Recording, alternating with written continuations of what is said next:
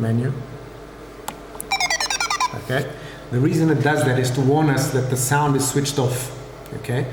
You have a way of configuring the sound level, and you can mute the sound so it doesn't make any sound. And if you switch it on and the sound is muted, to warn you that if you're going to take off and you're going to have no beep on the Vario, that's why it makes this noise when you switch it on. So when you hear this, you know that if you take off, it's not going to, the Vario is not going to be working. Okay, this is an important thing. We'll go into more detail then. Okay, to navigate within the instrument, when you switch it on, it goes straight into the flight screen. This is the flight screen. To access other things, you push the menu, and then you simply read what is on the menu. Yeah, I don't think you can read it from there, but allows you then to scroll up and down the different options on the menu, and on doing so, select what you want. So, as I mentioned before, we're going to look at the settings to start with, and then we go from. So we're going to go into the settings. So I've selected the settings. Can you see the settings? Settings. Okay. We push the enter, and we are in the settings menu. Right. Once again, you just scroll up and down to go through the settings. Okay. So a basic one is we set the altimeter. Okay. Inside the Flymaster instruments, we have a barometric altimeter, and the barometric altitude will change according to the atmospheric pressure. So if the pressure goes up, if you get a high pressure, your altitude will come down. Okay, so you need to adjust the altitude every time you fly according to the pressure. The easiest way is you go into a takeoff. You know that the takeoff is at a certain altitude because it's usually a known place, and you just adjust the altitude. By adjusting the altitude, it automatically tells you what the pressure for that day is. If you adjust the pressure, it will tell you the altitude, so you can go one way or the other. So the QNH is one way of adjusting it. The other one is going down and adjusting the altitude. Let me show you. So if I push inside the settings now, by pushing enter, every time I push enter, I'm changing to each character. So you see it's, let me go back, it's on the 1. Now I push enter, I'm on the 0, and so on. Okay? So you can make some good weather for us, right? Yeah, we can make, for instance, 1023. Very good. And if that was the pressure, then the altitude would be 763 meters here, which is probably a little bit lower here than that. A little bit lower, yes. Okay, by changing when you change this altitude, it will automatically adjust the pressure accordingly. A very cool thing that that I usually use, because I don't want to have to set the altitude all the time, I put the set from GPS onto automatic. Okay. On doing this, what it does is, the moment it gets a good GPS fix, 3D, it takes the GPS altitude and configures automatically the altimeter to that altitude. If the GPS fix improves, so you get more satellites, you get a better spread of the satellites, so you have a better fix, the instrument knows that the fix has become better, so it will automatically readjust the altitude. As long as the GPS keeps getting better, it will readjust the altitude. It will get to a certain point where the GPS can get no better, and from there onwards it will not adjust any longer.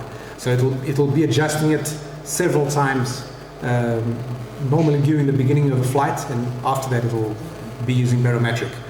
The important thing about barometric is a lot more precise, because, for instance, if you do a deep spiral or something like that, the GPS can get confused when you're doing strong Gs. Okay, so it's very important to have the barometric altitude. One question. This I can do with all instruments except the Vario. Yeah. The Vario doesn't have a GPS, so the only choice is to set the... Does this need a lot of battery, like in my smartphone?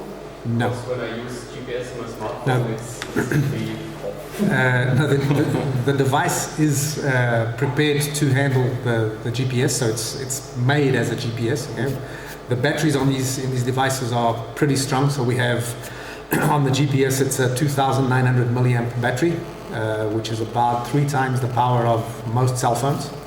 And on the Live, which is the one that does live tracking, it's a 4,000 milliamp battery.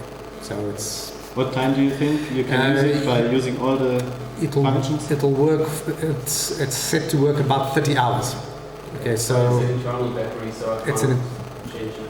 It's an internal battery. You can't change it. Well, it's not like a smartphone where you just unclick and click a new one in it. Changing the battery when the battery finally dies out it'll be many, many years before that happens, because the amount of charges you can do with it and the amount of time you really use the instrument. If you think about it, the cell phone you're using every day, 24 hours a day. You leave it sometimes on at night. Okay. My problem is more that I don't think about charging my battery before I go flying, so I have something spare. The thing about it, let me just tell you about the battery. I went out to Brazil a week ago, 2 weeks ago, to do some flying. Was there flying for a week, did several flights, came back home, I still had 70% of the battery. Okay, so, and I flew about 200 kilometers of flying, many, many hours. You can charge, the thing about the batteries, this is also an interesting thing many people aren't aware of. In the past, when we used nickel-cadmium batteries, those things got what's known as memory effect. So if you charge the battery halfway through a charge cycle, it would start to degrade. Okay? The lithium batteries, that doesn't happen. You should never discharge the battery and recharge it just because you want a full charge. Don't do that. Okay? Whenever you use it for some time, you just plug it in and it'll charge, and it doesn't affect the battery life. Okay? What it does is the battery life is measured in cycles. So a cycle is, let's say you use 20% of the battery, fully charge. Use 30% of the battery, fully charge. Use 20% of the battery, fully charge. Use 30% of the battery. I don't know if you're adding that all up, that's 100%. Okay? That's one life, that's one charge. Okay? It's the same as discharging 100% and charging. It's exactly the same effect, right? So it doesn't lose characteristics. So what I do recommend is the day before you fly, just plug it in at night, just let it charge. It charges pretty quick. In 5 hours, it's fully charged. If it's going from flat, completely flat. If it's from, let's say, a 70% battery, it charges in about an hour and a half, it'll be full charged. Okay, so it's very, very quick to charge. And it has a very, very correct indication. Let me leave the screen here quickly. When you go to the shutdown screen, over here you'll see time. Okay? And that time is how much time the instrument will run with the current battery. Okay, so percentage is one thing, and the time is an accurate indication of time. We have what's known as a fuel gauge inside the instrument. So it measures all the current that's going inside the battery and that's coming out of the battery. So it's like your amp meter at your house, where you're measuring the current that you're using. So it's measuring what's going in and out of the battery. So it gives a very, very accurate indication of the real battery status. Okay, if it says it's an hour, it will work for an hour. Okay. So, Cristiano, when we go back to the point, okay. What does it mean, the second attitude? The second one. Yeah. So we were setting, this is the main altimeter, and then we have a second altimeter that you can use for another reference altitude. Okay. The reason you want to do that, you may have, for instance, the landing spot. So you go to the landing spot, you set it to 0. So you know that your second altimeter is 0. There's also, the second altimeter, there's a quick way of resetting it. So in the flight screen, there's a button that you can allocate to reset that altitude to 0 at any time.